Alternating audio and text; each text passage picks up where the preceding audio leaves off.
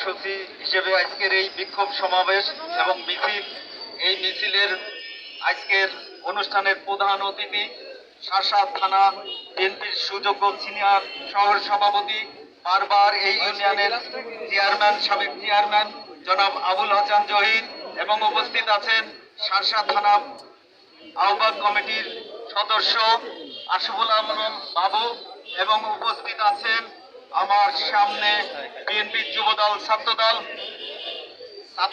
সবাইকে জানাই শাসা থানা যুবদলের পক্ষ থেকে শুভেচ্ছা ও সালাম। আসসালামু আলাইকুম। সংগ্রামী ভাইরা, আপনারা জানেন যে রক্তের বিনিময় আজকের এই স্বাধীন হয়েছে। এই সরকার, স্বৈর সরকার, ফ্যাসিস্ট সরকারের হাত থেকে এই দেশ আমরা মুক্ত করতে পেরেছি। এই মুক্ত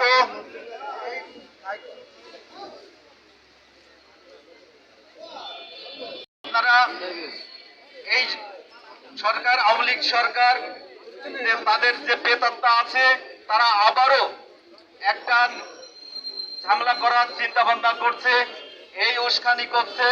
আপনারা সবাই একত্রিত থাকবেন।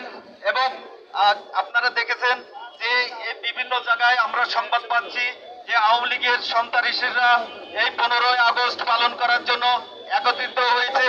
এদের দাঁত ভাঙার জবাব দিতে হবে। এবং আওয়ামী লীগের যদি দুইটা লোক যদি এক জায়গায় থাকে, তাদেরকে প্রতিহত করতে হবে।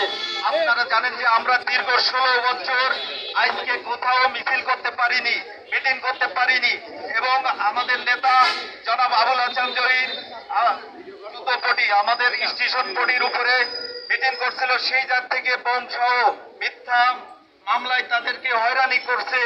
আমাদের প্রত্যেকের এমন কোনো মামলা নেই, হামলা নেই আমাদের উপরে করিনি।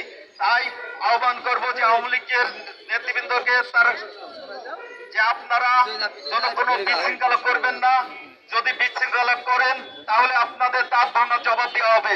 এবং এই আহ্বান জানিয়ে এবং মাঠে থাকার আহ্বান জানিয়ে আমি আমার বক্তব্য শেষ করছি। খুদা হাফেজ। বাংলাদেশ জিন্দাবাদ, বাংলাদেশ জাতীয়তাবাদী যুবদল জিন্দাবাদ। সবাইকে ধন্যবাদ।